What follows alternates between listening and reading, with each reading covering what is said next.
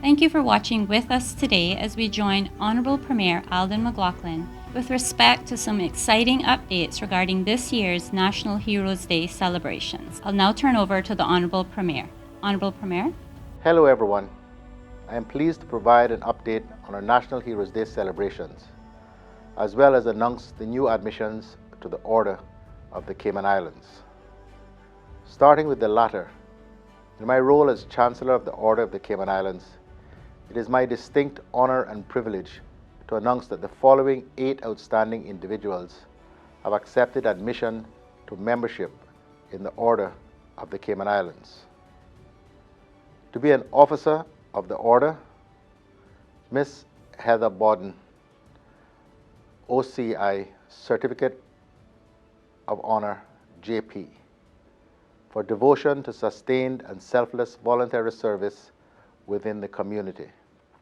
Her many areas of service include being the elected member for Borden Town from 1995 to 2000, a Justice of the Peace for many years, Chairperson of the Cayman Islands Beautification Committee for 20 years, Young Caymanian Leadership Award Honorary Member for more than 20 years, Chairperson of the Savannah Newlands Community Group for most of her adult life, among many other activities. To be an officer, Dr. Gerald Smith, OCI, for long-standing contribution to the medical field in which he has practiced for more than 35 years, and especially through his work in anesthesiology and his instrumental leadership in the creation of the Anesthetic and Intensive Care Service at the Health Services Authority. Dr. Smith also held the position of Chief Medical Officer for the Cayman Islands government for many years. He served as Chairman of the Cayman Islands Medical and Dental Council and as a member of the Health Practice Commission. To be an officer, Mr. John Edward Ebanks, OCI Certificate of Honor, for contribution in a most outstanding way to the improvement of the lives of others in the community. Mr. Ebanks's voluntary and charitable work is received and recognized with wide appreciation on all 3 islands. For more than 35 years as a member of the Lions Club, in all capacities including as president from 1995 to 1996, he has exemplified what it means to go the extra mile in service to others, always showing optimism and goodwill. As long ago as 1986, he was the recipient of the Melvin Jones Fellows Award, the most prestigious award in Lionism. He was voted Lion of the Month 17 times and Lion of the Year 6 times. Because of his service here in Cayman, Mr. Ebanks was appointed to various tasks at district level. He went on to serve as Zone Chairman, District Geriatric Chairman, Region Chairman, Vice District Governor, and District Governor, and as Council Chairman of the multiple district, the only Caymanian thus far to rise to such a high level of international service within the Lions organization. In his official life, he served, among other capacities, as Director of the National Roads Authority for several years and is currently the Chairman of the Board of Directors of the NRA. To be an officer, Nurse Charlene Henriquez, OCI, Certificate of Honor, for significant contributions in nursing practice, leadership, education, research, hospital administration, as well as charitable works. Nurse Henriquez's tremendous work as a nurse is similarly reflected in her devotion to the community. The first Caymanian to attain a Bachelor of Science degree in nursing, she also obtained a Master's in Hospital Administration. She is known for her pioneering work in nurse education and in the care of AIDS patients. She served as hospital administrator from 2004 to 2008. Those individuals will be able to use the designation of OCI, Officer of the Order of the Cayman Islands, after their names. To be a member of the Order, Mrs. Souza Soto, MCI, Certificate of Honor, for enduring commitment to the preservation of Caymanian culture, the development of the tourism industry, and contributions to health services. Mrs. Soto is a beloved member of the Cayman Islands community who is known for her philanthropy and service. She is responsible for the establishment of the not-for-profit organization, the Cayman Heart Fund, the island's first heart advocacy group. She has been an advocate and fundraiser for the Cayman seamen and the island's maritime heritage. Mrs. Soto is also known for her tremendous work in developing the tourism industry. To be a member, Ms. Reba Dilbert, MCI, Certificate of Honor.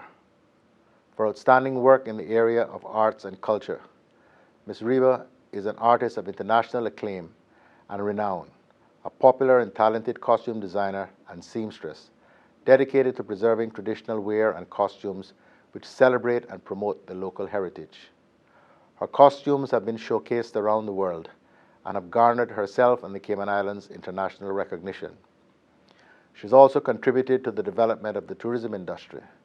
She was the recipient of the Gold Heritage Cross at the 23rd Annual National Arts and Culture Awards ceremony, the Best National Costume Award at both the Miss Bikini World in Malta 2002 and the Miss Tourism World held in Turkey also in 2002. In 2003, her costumes won her the Golden Apple Award in Moscow, Russia. To be a member, Pastor Randall Von Cannell, MCI, for outstanding charitable works and Christian leadership within the community. Pastor Von Cannell can count among his achievements starting the first school band at CCC School and establishing the YMCA chapter in the Cayman Islands, where he served also as president for 4 years. He was the first youth director at the First Baptist Church from 1978 to 1980 and served as pastor at the First Baptist and Cayman Islands Baptist churches, respectively, from 1992 to 1998 and 2009 to 2020.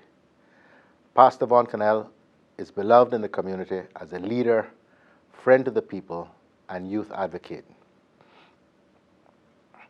To be a member, Dr. Delroy Jefferson, MCI, for outstanding and dedicated service through the COVID-19 pandemic and for continued leadership in the medical field. Dr. Jefferson has been serving at the Cayman Islands Health Services Authority for 21 years. He currently serves as medical director and has played a critical role in coordinating care for suspected COVID-19 patients while ensuring continuity of services to non-COVID patients through innovations such as telemedicine. His coordination with other doctors, oversight of the forensic laboratory's handling of COVID-19 samples, and support in procuring critical supplies were essential for ensuring Cayman's success story. Known for his compassionate care and philanthropy, he has participated in overseas mission trips and voluntary medical work in Haiti and Africa. These members will be able to use the designation of MCI, Member of the Order of the Cayman Islands, after their names. These outstanding individuals, the 8 of them, were nominated by members of the public, and these nominations were considered by the Council for the Order of the Cayman Islands, which is chaired by the Honorable Chief Justice Anthony Smelly, QC. In the words of the Chief Justice, choosing the most worthy from a field of such remarkable people required insight, balance, and a very special appreciation and understanding of how their individual contributions would have affected the lives of others and indeed our wider community for the better, unquote. They will all receive their awards at the National Heroes Day ceremony later this month. I congratulate all of the recipients and I thank them for their excellent contributions on behalf of the Cayman Islands and the Caymanian people. I commend the chairman and members of the council for their hard work in deliberating and conveying their first set of recommendations for national honors. I am told that the field of nominees this year was exceptionally diverse, and everyone nominated was worthy of consideration. Some 39 nominations were received. However, we are limited in the numbers of awards that can be given each year, and it is hoped that those who did not get awarded this year are renominated for recognition next year. In their letter to me, the Council urged that we award 4 persons to the rank of officer this year, and given the quality of the recipients, I have agreed to do so. I also thank the Cabinet Secretary and Chief of Protocol for their invaluable and professional assistance given to the Council during its deliberations. Thanks also go to Major Rankin Hunt, who offered guidance garnered from his many years of experience with the United Kingdom's national honours system. The granting of these honours is a lasting and tangible way for us as a country to pay tribute to those who exemplify the greatest qualities of citizenship and whose contributions enrich the lives of our community. Moving on now to the upcoming Heroes Day celebrations. This year we will be remembering and honouring our seafarers and our seafaring tradition. To provide us an opportunity for us to celebrate Heroes Day and our great seafaring tradition in the sister islands as well as on Grand Cayman, we will be doing this a bit differently, given the large number of individuals put forward for the recognition. Recognizing also the need to keep safety in mind while allowing as many of our population as we can to participate in Heroes Day celebrations, this year celebrations will be split into 3 events. Heroes Day celebrations will begin this year on Cayman Brac on Saturday, 23rd of January, to honour those seafarers from the Brac and Little Cayman. We will celebrate our heroes from Bordentown, East End and Northside on Sunday the 24th of January at Pedro St. James. On Monday the 25th, we are in Georgetown to recognize those in our seafaring history from the districts of Georgetown and West Bay.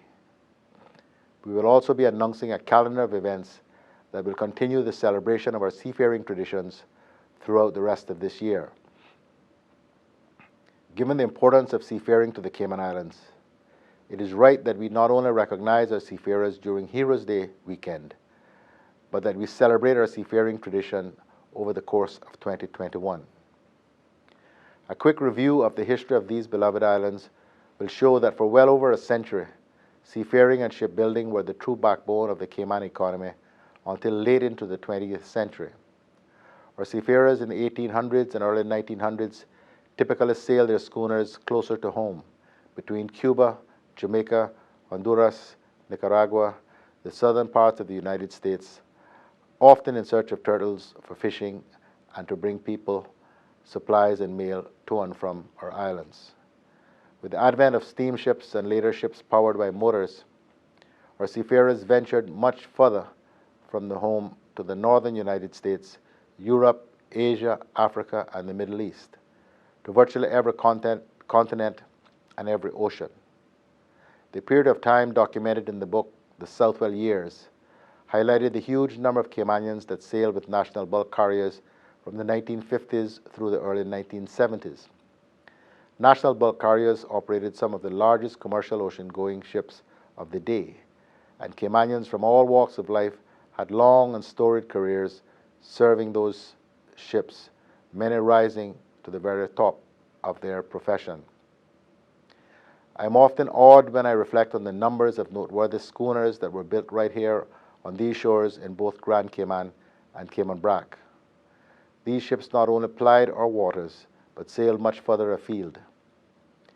Every time I attend Emsden Memorial United Church, I cast my eyes upwards to see some of the only remaining reminders of our shipbuilding past.